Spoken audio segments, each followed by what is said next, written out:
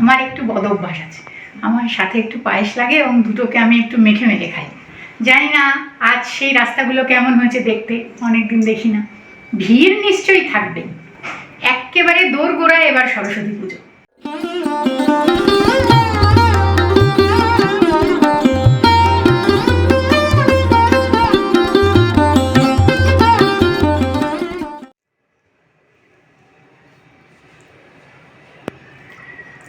দারুণ হয়েছে।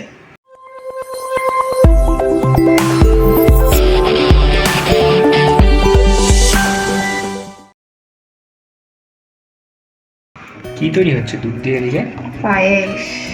ও, তোমার তো আর পায়েস লাগে ওইটার সাথে? খিচুড়ির সাথে। খিচুড়ির সাথে? হ্যাঁ, আমার একটু পায়েস লাগে গো। আচ্ছা, মানে খিচুড়ি আমি ভাজা, লাবড়া, বাঁধাকপি, আলুর দম অনেক কিছু দিয়েই তো খাওয়া যায়। আমার একটু বদ অভ্যাস আছে, আমার সাথে একটু পায়েস লাগে এবং দুটোকে আমি একটু মেখে মেখে খাই। তাই জন্য বাবা আর ছেলের জন্য পায়েস না করলেও নিজের ইচ্ছাটা বা নিজের শখটা পূরণের জন্য আমি অল্প করে পায়েস করি। না, আমারও ভালো লাগে পায়েস। ভালো লাগে বিশেষত বাসি খিচুড়ি। হ্যাঁ, বাকি খিচুড়ি খেতে হবে না, শরীর খারাপের একেবারে রাজা। তবে থাকলে পরে কি আর ফেলে দেবো বলো, তখন তো খেয়েই নেব।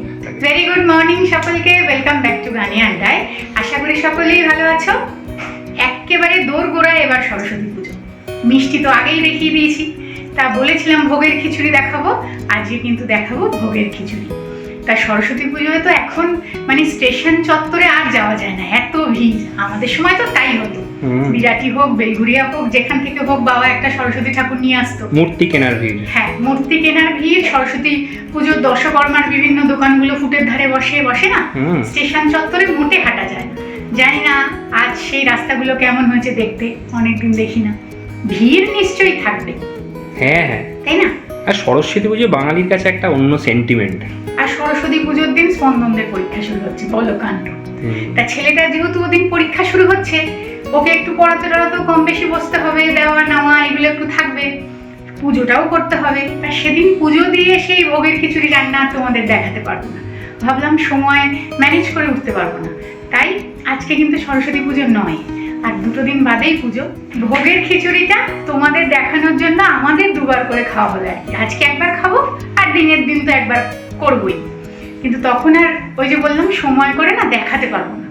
তাই অয়ন বললো একদিন আগেই আমরা ওই দিন যেটা খাবো তুমি দেখিয়ে দাও। তা আমরা খাবো হচ্ছে আজকে ভোগের খিচুড়ি, তার সাথে সাদা একটু চাল বেশি দিয়ে যে থকথকে পায়েসটা হয়, এটা কিন্তু মিছরির পায়েস, ধবধবে সাদা হবে, চাল বেশি থাকবে তাতে, দুধ কম। সেরকম পায়েস যেগুলো মন্দিরে টন্দিরে হয় না, ভোগের প্রসাদে দেয়। আর সাথে থাকছে এখানে হয়েছে দেখো, করছি কড়াইশুঁটি দিয়ে বাঁধাকপি, এখনো হচ্ছে, একটু বাকি আছে, মানে ঘি গরম মশলাটা পড়বে।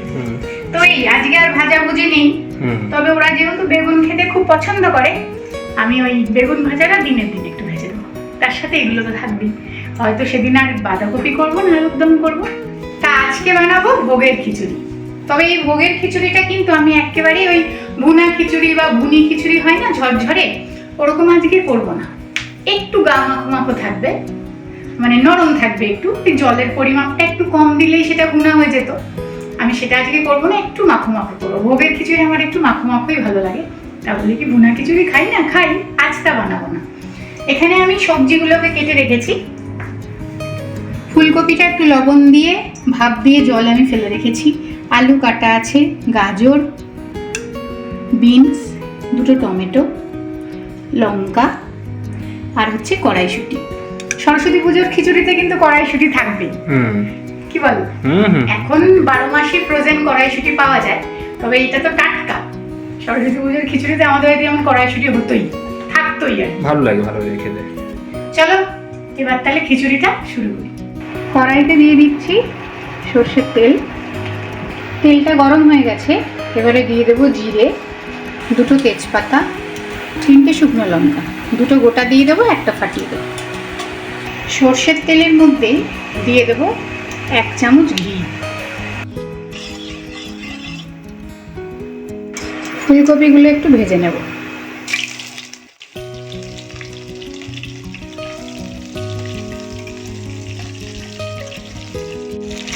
ফুলকপিটা খানিক ভেজে নিয়েছি, এবার তুলে নেব।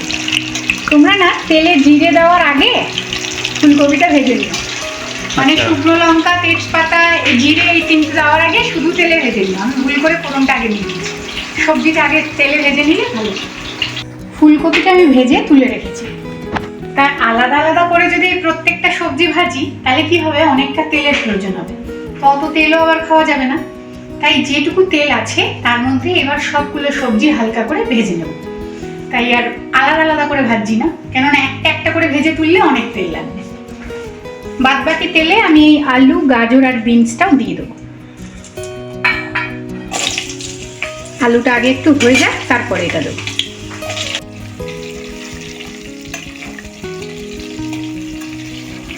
কপিটা যেহেতু নুন দিয়ে সিদ্ধ করা ছিল, ওতে কিছু দিইনি, নুন হলুদ। আলুটায় দিয়ে দেবো লবণ।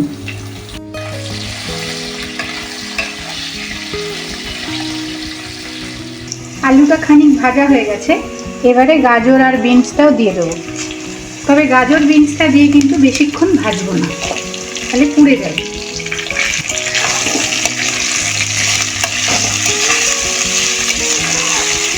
নুন আমি আলুতেই দিয়ে দিয়েছিলাম, যা দিয়েছি এই সবজি অনুযায়ী ঠিক। হলুদ কিন্তু এখনো দিইনি।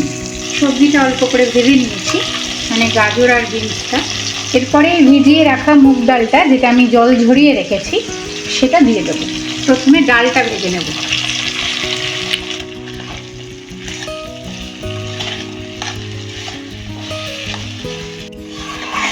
এই খিচুড়িটা চাইলে তোমরা নারকেল করেও দিতে পারো, বা নারকেল টুকরো করেও দেওয়া যায়।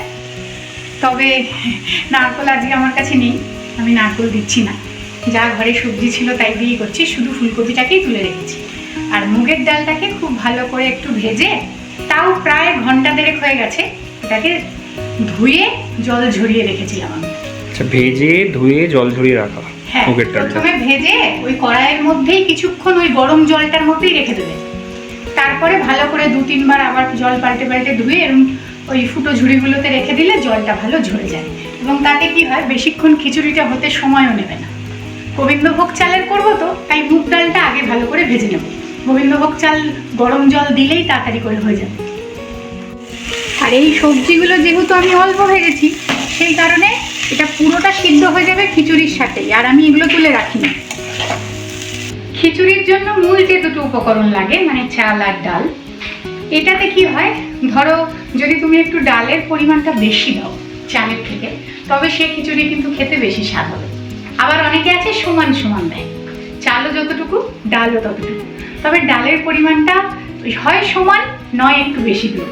কম দিলে কিন্তু সেই খিচুড়ির স্বাদ একটু কমেই যাবে। তা আমি এই বাটিটা মেপে চাল ডাল নিয়েছি। এখানে আমার ডাল আছে 2 বাটি মতো, আর চাল আছে 1.5 বাটি মতো, তাহলে টোটাল হলো 3.5। এবার 3.5-এর যদি আমরা ডবল করি তাহলে কত হলো, 7 বাটি জল। 7 বাটি জল দিলে তোমার খিচুড়িটা একটু মাখো মাখো হবে। আর যদি তুমি 6 বাটি জল দাও তাহলে এই খিচুড়িটাই ভুনা খিচুড়ি হবে। তবে ভুনা খিচুড়িটা অনেক ধৈর্য নিয়ে ভালো করে ভেজে ভাপে ভাপে তোমাকে করতে হবে। তাহলে ভুনা যদি খেতে চাও 1 বাটি কি হাফ বাটি কম জল দেবে, আর মাখো মাখো খেতে হলে একদম ডবল জল। আমি এবারে এই বাটিটা মেপে 7 বাটি জল গরম করে নেব। হয়ে গেছে পায়েস। আজ কিন্তু মন্দিরের পায়েস হয়েছে, বাড়ির পায়েস নয়। একদম খিচুড়ি দিয়ে মেখে খাওয়ার মতো। এটা থাকলে আরেকটু জমবে। পায়েস আমাদের রেডি, সাদা মিশ্রির পায়েস। এটা কিন্তু কোনো ঘি টি কিছু দিন, এমনি। আর এখানে ভুলে গেছিলাম তোমাদের এই চাটনির কথা বলতে। চাটনিটাও হয়ে গেছে, সকালেই করেছি। ওদিকে বাঁধাকপিও রেডি। ডালটা প্রায় 7-8 মিনিট ধরে সুন্দর করে ভেজে নিয়েছি। এবারে এই ভিজিয়ে রাখা চালটাও দিয়ে দেবো, মানে এই চালটাও ভালো করে ধুয়ে জল ঝরিয়ে রাখা আছে, সেটা দিয়ে দেবো।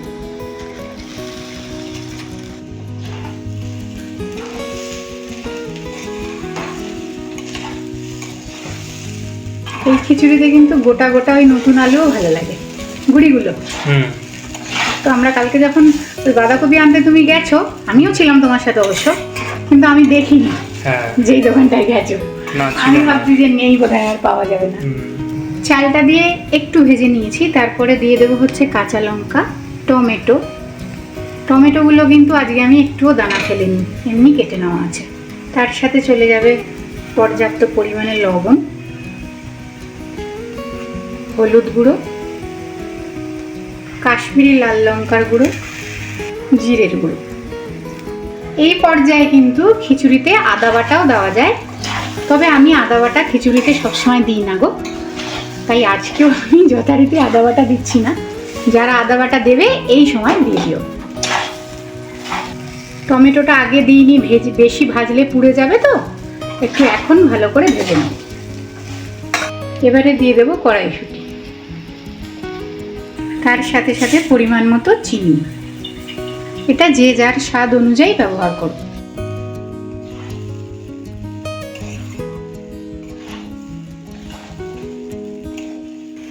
এবারে দিয়ে দেবো কটা কাজু কিশমিশ।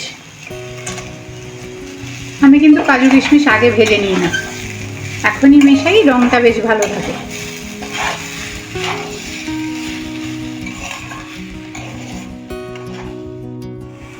এবারে দিয়ে দেবো এই মেপে রাখা জলটা, গরম জল। হ্যাঁ,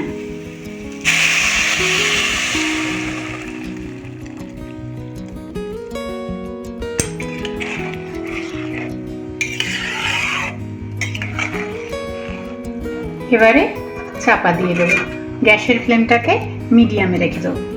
খিচুড়িটা যখন হয়ে যাবে তখন ঘি গরম মশলা তো অনেকেই দেয়, ঘি গরম মশলা দিলে তো স্বাদ ভালো হবেই, তবে আমি খিচুড়িতে গরম মশলাটা দিই না, আমি ঘি দিই আর তার সাথে এই ভাজা মশলাটা দিই। তো এখানে কি আছে, 2টো শুকনো লঙ্কা, একটা তেজপাতা একটু হাতে করে করে টুকরো করে রেখেছি, 1 চামচ জিরা, জিরার থেকে সামান্য একটু বেশি ধনে, 4টে লবঙ্গ, 2টো দারচিনি। এটা একটুখানি ড্রাই রোস্ট করে নিয়ে এই মশলাটা আমি নামানোর সময় দেব।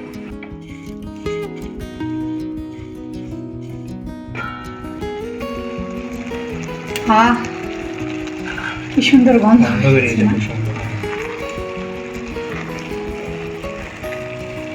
হয়নি, একটু হবে। এই অবস্থায় না আমি ফুলকপিগুলো দিয়ে দেবো।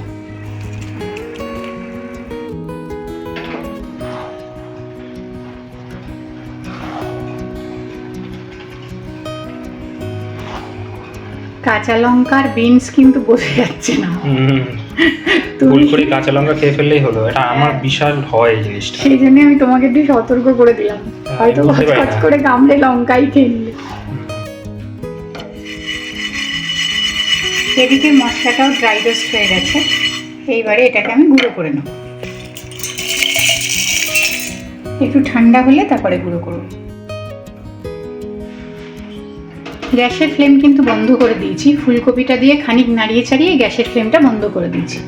এবারে ওই ভাজা মশলা আর ঘি দেবো।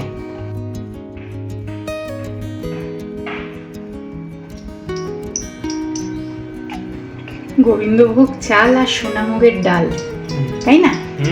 সেই গন্ধেই একেবারে ঘর ভরে উঠেছে, তাই না? সঙ্গে ঘিও আছে, কলকাতার ঘি।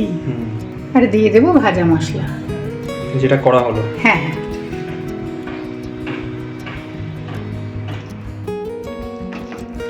খানিক নাড়িয়ে চাড়িয়ে চাপা দিয়ে 10 মিনিট রেখে পরিবেশন করব।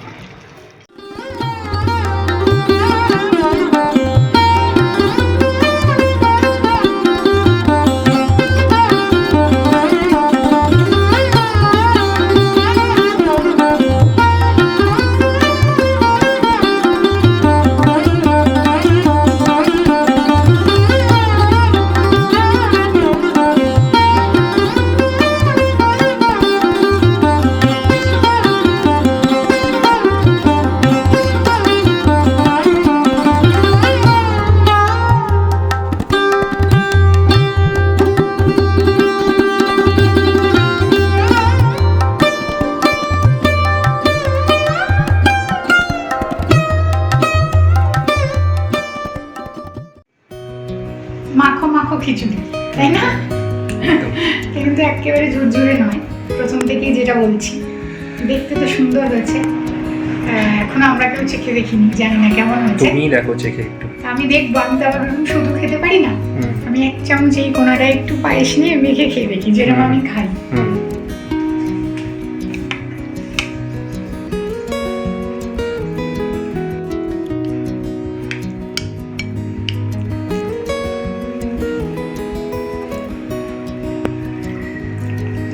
হয়েছে,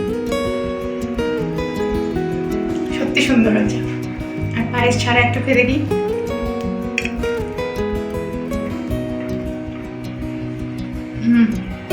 সবজিগুলো সুন্দর সিদ্ধ হয়ে গেছে।